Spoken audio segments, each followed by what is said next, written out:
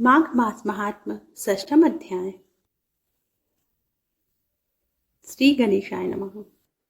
बड़ी श्रद्धा पूर्वक सहस्रार्जुन यह कथाएं सुन रहे थे।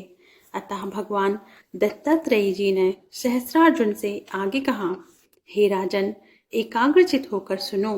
मैं इस माघ स्नान के विषय में एक और प्राचीन इतिहास तुम्हें सुनाता हूँ। सतयुग में धन धान्य संपन्न अति श्रेष्ठ नैवेद्य नगर में कुबेर के समान धनी हिमकुंड नामक एक वैश्य निवास करता था। हिमकुंड अत्यंत कुलीन, धर्मात्मा तथा शुभ कार्य करने वाला था।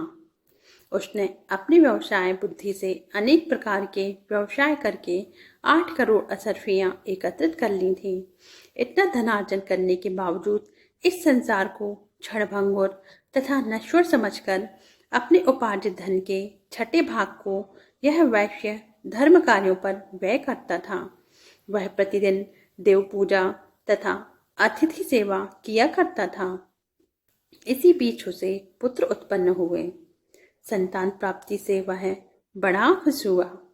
उसने बड़े पुत्र का नाम कुंडल और छोटे का नाम विकुंडल रखा। हिमकुंड ने दोनों पुत्रों को योग्य बनाया और उनके युवावस्था प्राप्त करते ही वह घर और व्यवसाय का सारा भार उन पर छोड़कर स्वयं विष्णु भक्ति करने का विचार करके वन में चला गया। हिमकुंड अनेकों वर्षों तक जप करने के पश्चात एक दिन अपना नश्वर शरीर त्याग कर स्वर्गलोक को चला गया।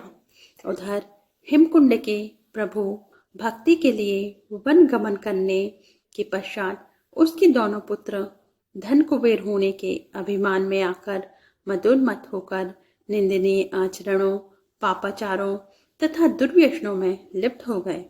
दुर्व्यसनों में लिप्त होकर निंदनीय आचरण करते हुए वे अपनी माता का तिरस्कार और अनादर करने के साथ साथ अपने से बड़ों, पूज्यों और श्रेष्ठ जनों का भी अपमान करने लगे थे। धर्म से पूर्णतया विमुख होकर वे दोनों ही पापाचारी, वैश्यागामी, मध्यपायी, जुआरी तथा पर स्त्रीगामी हो गए थे। वे दिन रात वैश्याओं के यहाँ उनके नृत्य संगीत में तथा मद्यपान में गुजरने लगे। वे पूरे वैभव और विलास से राशि ठाट बाट में रहते थे तथा उन्होंने अपना व्यवसाय भी बंद कर रखा था। पानी की तरह धन बहाते हुए वे पूर्ण स्वेच्छाचारी तथा निरंकुश जीवन जी रहे थे। बिना कोई कार्य किए पापाचार में धन व्यय करने के कारण उनके पिता के अथाह धन को पंख लगते देर नहीं लगी और कुछ ही वर्षों में वे अपना सारा धन समाप्त कर बैठे। पिता की संचित की हुई असरफियां समाप्त हो जाने पर उनके पास कुछ भी नहीं बचा। वे पूरी तरह कंगाल बन गए थे। धनहीन और कंगाल होकर वे चोरी करने लगे। उन पर साहूकारों का कर्ज भी हो गया था। चोरी करने के कारण उनकी सारे नगर में निंदा होने लगी तथा लोगों ने उनका रहना कठिन कर दिया। तब वे दोनों भाई अपना नगर छोड़कर भाग खड़े हुए। उन्हें हर समय साहूकारों तथा राजा का भय भी सताता रहता था। अतः वे दोनों नगर से बाहर वन में रहने लग गए। वन में भीलों के साथ रहने पर वे और भी अधिक पाप और हिंसा करने लग गए थे। कुछ समय बाद बड़ा भाई कुंडल भीलों के साथ जाकर पर्वत पर निवास करने लगा तथा छोटा भाई विकुंडल एक ऋषि के साथ उनके आश्रम में जाकर रहने लगा। एक दिन एक भाई को सिंह ने मार डाला तथा उसी दिन दूसरे भाई को सर्प ने काट लिया। इस प्रकार दोनों भाइयों की एक ही दिन मृत्यु हो गई। मृत्यु के बाद दोनों भाइयों को यमदूत यमपास में बांधकर यमलोक ले गए। यहाँ दोनों भाइयों को यमराज के सामने प्रस्तुत किया गया।